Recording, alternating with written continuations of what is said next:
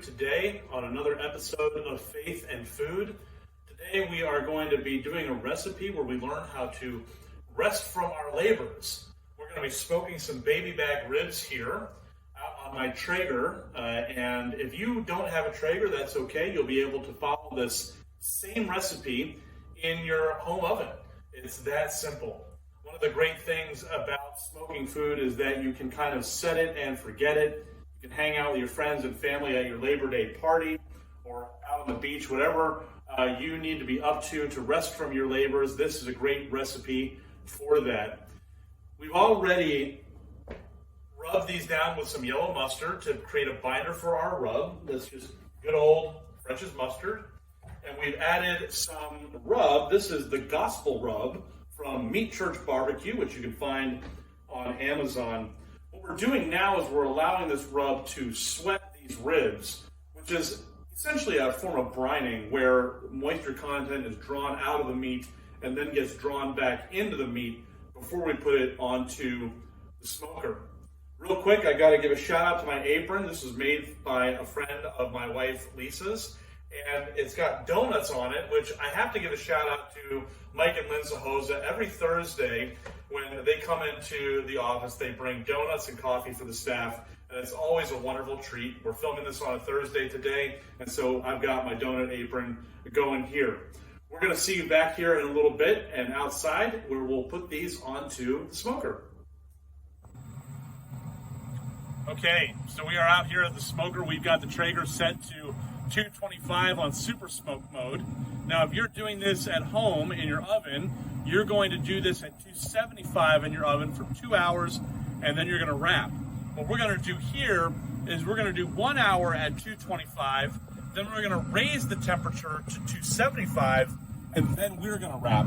But we'll talk about more about wrapping in just a little bit. Okay, we're back here at the Traeger.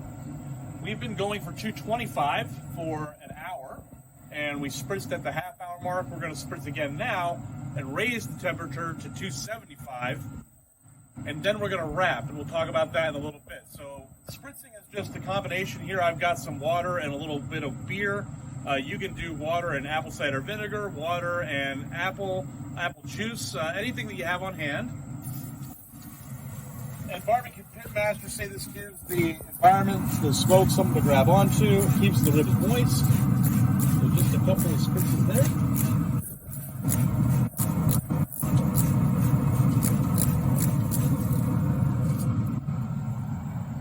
We'll see you back in an hour.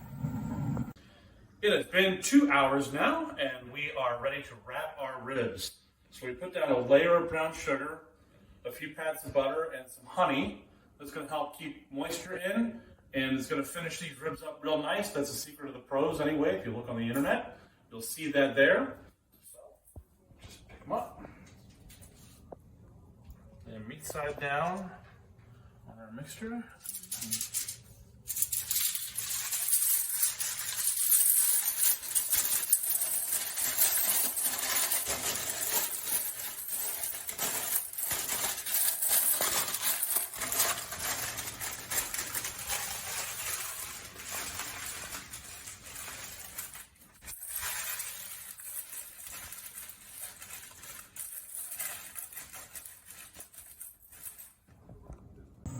Okay, so we had our bone side down when we were grilling earlier. Now we're going to put meat side down so all those wonderful sugars and the butter and the honey and everything can melt together right into the ribs.